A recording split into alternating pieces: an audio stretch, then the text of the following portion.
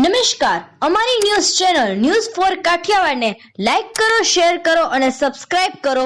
News for Kathiyawad. નમસ્કાર.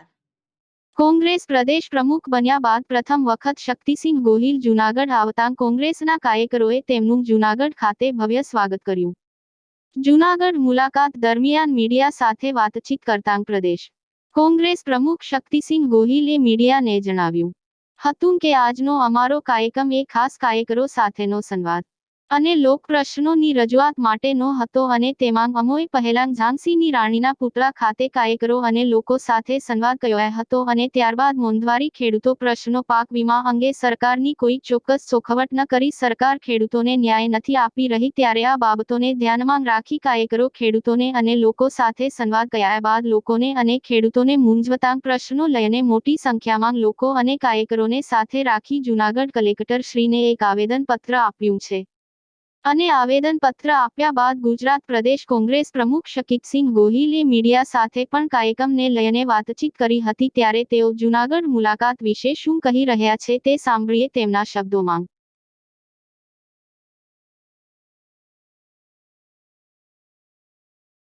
જૂનાગઢ ખાતે અમારો કાર્યક્રમ એ સ્થાનિક લોક પ્રશ્નોને સાંભળવા માટેનો અને કાર્યકર સંવાદ.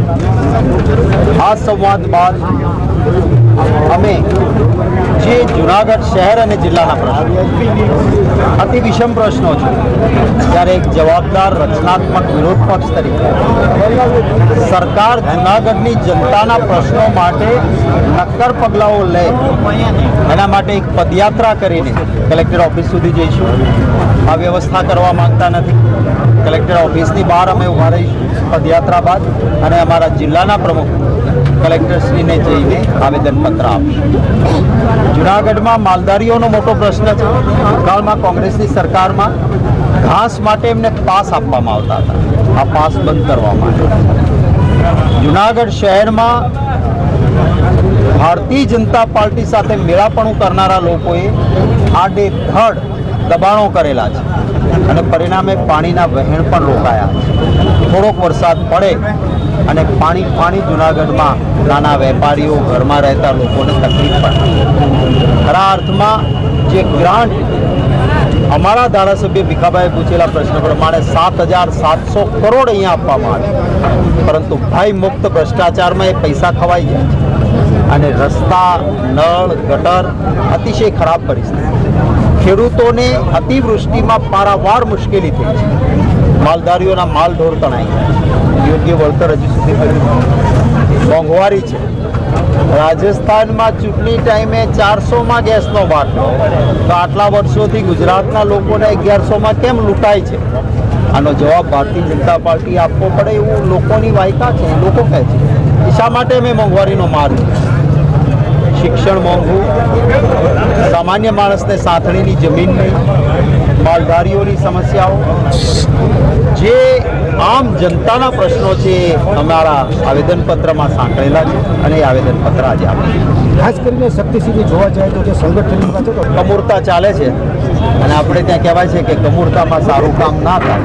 કમૂરતા પૂરા થઈ અમારા એઆઈસીસીના સેક્રેટરીને આ કામ સોંપેલા છે, પ્રભારીઓને સોંપેલું છે. કાર્યકર્તાઓ સાથે પરામર્શ કરી એના નામો પણ 5 કલાકની કાર્યકર્તાઓને ટિપ્સ આપી છે. આપ ત્યાં જશો, આપને આમંત્રણ આપ્યું છે.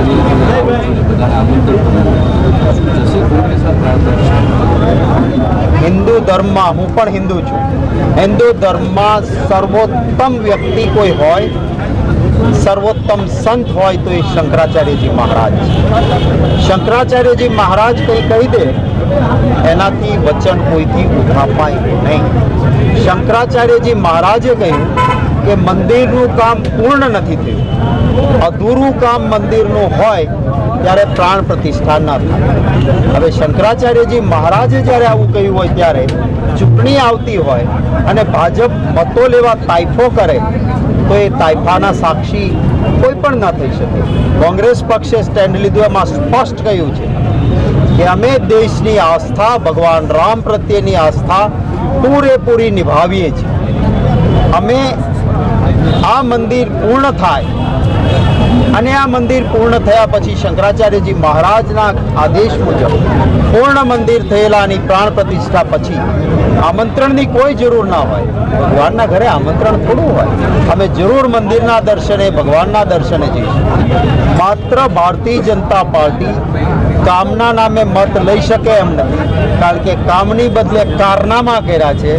એટલે રામના નામે મતનું નાટક કરે આ વ્યાજબી નથી. હું હિન્દુ છું, હું મારા ઈષ્ટદેવની આરાધના કરું છું, મારા કુલદેવી માની પ્રાર્થના કરતો હોઉં તો એ મોક્ષની પ્રાપ્તિ માટે હોય. મતોની પ્રાપ્તિ માટે મારા દેવી દેવતાઓને હું શેરીઓમાં ન રજળાવું. ભારતીય જનતા પાર્ટી આ રીતે એક નવટંકી કરે છે. નવટંકીના સાક્ષી ન થઈ શકીએ.